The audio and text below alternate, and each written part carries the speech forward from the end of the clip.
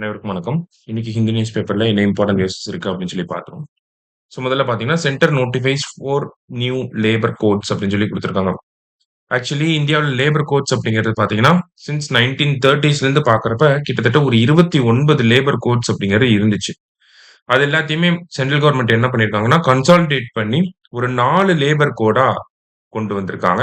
அத நோட்டிஃபை பண்ணியிருக்காங்க. ஓகேவா? நேத்துலருந்து நடைமுறைக்கு வரப்போகுது அப்படிங்கிறத சொல்லியிருக்காங்க. ஸோ அந்த கோடு என்னெல்லாம் இருக்கு அப்படின்னு சொல்லி பார்த்தீங்கன்னா, கோட் ஆன் வேஜஸ் 2019. இது வந்து ஒருத்தருக்கு வந்து வேஜஸ் எவ்வளோ இருக்கணும்? ஆ ஒ ஒரு மாசத்துல 7ஆம் தேதிக்குள்ள சம்பளத்த குடுத்துறணும். ஓவர் டைம் பார்த்தா டபுள் த டைம் வேஜஸ் வந்து குடுக்கணும். ஆ ஆண், பெண் இரு பாலருக்கும் சமமான வேலைகளுக்கு சமமான ஊதியம் குடுக்கணும்.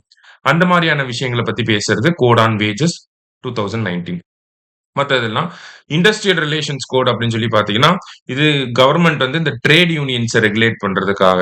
அ அடுத்ததா பார்த்தீங்கன்னா, ஒரு இண்டஸ்ட்ரியில வொர்க்கிங் கண்டிஷன்ஸ்லாம் எப்படி இருக்கணும் அப்படிங்கிறத எஸ்டாப்ளிஷ் பண்றதுக்காக. அடுத்தது இண்டஸ்ட்ரியல் டிஸ்பியூட்ஸ்ல வர தொழிலாளர்களுக்கும், முதலாளிகளுக்கும் வரக்கூடிய டிஸ்பியூட்ஸ்லாம் சால்வ் பண்றதுக்கு என்ன பண்ணணும் அப்படிங்கிற ரிலேட்டடா வர்றது தான் இந்த இண்டஸ்ட்ரியல் ரிலேஷன்ஸ் கோட் அப்படின்னு சொல்லி சொல்லுவாங்க. அடுத்ததா கோட் ஆன் சோசியல் செக்யூரிட்டி. சோசியல் செக்யூரிட்டினா நமக்கு பென்ஷன் ஏற்படுத்தி குடுக்கறது, இன்சூரன்ஸ் கவரேஜ் குடுக்கறது, சிக் லீவ் குடுக்கறது, பெய்டு லீவ் குடுக்கறது.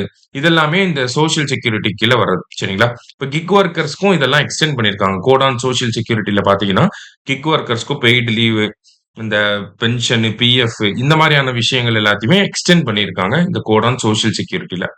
அடுத்தது occupational safety, health and working conditions அப்படிங்கிறதுல பார்த்தீங்கன்னா, ஒரு தொழிலாளருடைய வேலை பார்க்கக்கூடிய இடத்துல அவருக்கான சேஃப்டி என்ஷூர் பண்றது, வொர்க்கிங் கண்டிஷன்ஸ் வந்து நார்மலா ஸ்டாண்டர்டா இருக்கிறது. இந்த மாரியான விஷயங்கள பத்தி பேசக்கூடியது. சரியா?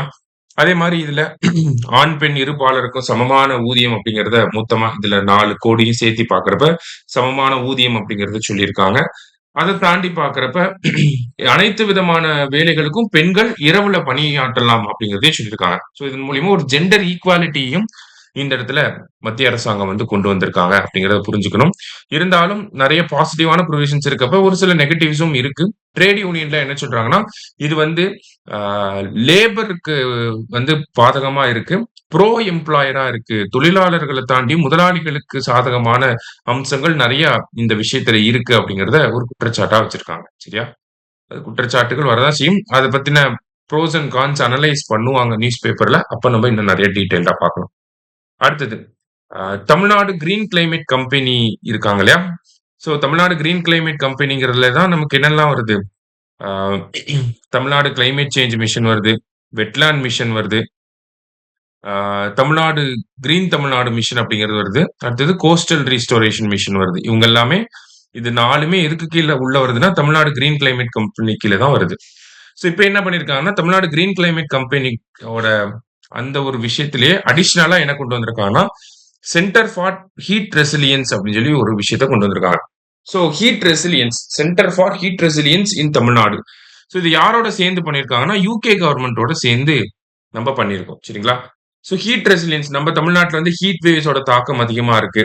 அதுக்காக என்ன ஸ்டெப்ஸ் எல்லாம் எடுக்கலாம்? ஃபர்ஸ்ட் எடுத்தோனே பார்த்தீங்கன்னா, ஹீட் மேப்ஸ வந்து உருவாக்க போறாங்க. ஹீட் மேப்ஸ் உருவாக்குறப்ப, எங்கெல்லாம் அதிகமான வெப்பத்தினுடைய தாக்கம் அதிகமா இருக்கு அப்படிங்கிறத நம்மனால கண்டுபிடிக்க முடியும். அத கண்டுபிடிச்சு, அதன் அடிப்படையில என்ன பண்றாங்கன்னா, அந்த ஹீட் அதிகமா இருக்கக்கூடிய இடத்துல ஹீட் ரெசிலியன்ஸ கொண்டு வரதுக்காக, இந்த சென்டர் ஃபார் ஹீட் ரெசிலியன்ஸ் இன் தமிழ்நாடு அப்படிங்கிற ஒரு அமைப்பு உருவாக்கியிருக்காங்க. ஸோ ஹீட் மேப்ஸ வச்சு நம்ம எங்கெல்லாம் வெப்பத்தின் தாக்கம் அதிகமா இருக்குன்றத கண்டுபிடிக்க முடியும்.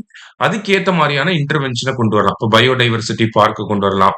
ஸ்பாஞ்ச் சிட்டீஸ் அப்படின்னு சொல்லுவாங்க. அத கொண்டு வரலாம். கூலிங் டெக்னாலஜிஸ்ல ஆ எஃபிஷியன்ட்டான கூலிங் டெக்னாலஜிஸ வந்து நம்மளால கொண்டு வர முடியும்.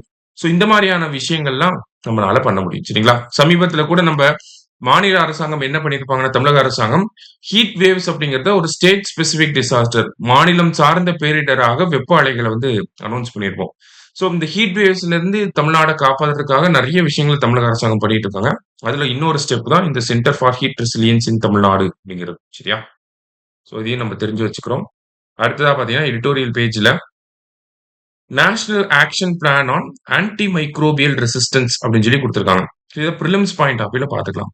So national action plan on anti microbial resistance இனிஷியலா 2017ல இருந்து கொண்டு வந்திருப்பாங்க. சரியா? இப்போ இதனுடைய செகண்ட் எடிஷன் அப்படிங்கிறத லான்ச் பண்ணியிருக்காங்க. இதனுடைய வொர்க்கிங் பீரியட் வந்து பார்த்தீங்கன்னா, 2025ல இருந்து 2029 வரைக்கும் இருக்க போகுது. சரியா? ஸோ ஆன்டி மைக்ரோபியல் ரெசிஸ்டன்ஸ பொறுத்தவரைக்கும் பார்த்தீங்கன்னா, இந்தியால அதிகமான ஆன்டி மைக்ரோபியல் ரெசிஸ்டன்ஸ் வந்து இருக்கு. இந்த இனிஷியலா வந்து 2017 பிளான் ஒரு பெரிய ஃபெயிலியர் தான். ஓகேங்களா? பெரிய அளவுல சக்சஸ் அப்படிங்கிறது எதுவுமே கிடையாது. அதனால புது பிளான் அப்படிங்கிறத கொண்டு வந்து பெட்டரா இம்ப்ளிமெண்ட் பண்ணணும் அப்படிங்கிறதுக்காக, இந்த ஆன்டி மைக்ரோபியல் ரெசிஸ்டன்ஸ்க்கான ஒரு பிளான கொண்டு வந்திருக்காங்க. இதுல முக்கியமான அப்ரோச் என்னவா இருக்க போகுதுன்னா, ஒன் ஹெல்த் அப்ரோச். ஓகேங்களா?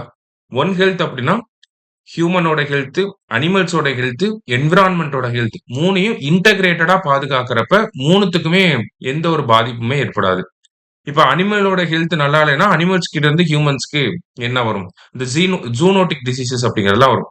ஸோ இந்த மாதிரி ஒண்ணோட ஒண்ணு எப்பயுமே இன்டர்லிங்க்டா தான் இருக்கு. அப்ப 3தோட ஹெல்த்தையும் ஒன்றா பார்க்கிறப்ப, பெரிய பாதிப்புகள்ல இருந்து மக்கள காப்பாத்த முடியும். அனிமல்ஸையும் காப்பாத்த முடியும். இயற்கையையும் காப்பாத்த முடியும். அதுதான் இந்த ஒன் ஹெல்த் இனிஷியேட்டிவ் அப்படின்னு சொல்லுவாங்க. ஒன் ஹெல்த் அப்ரோச் அப்படின்னு சொல்லுவாங்க. இந்த ஒன் ஹெல்த் அப்ரோச்ச பேசிஸா வச்சு, இந்த நேஷனல் ஆக்ஷன் பிளான செயல்படுத்துறதுக்காக ஒரு திட்டங்கள் இருக்கு. சரியா? ஸோ இன்னைக்கு நியூஸ் பேப்பர்ல இருந்து முக்கியமான விஷயங்கள பார்த்திருக்கோம். நன்றி.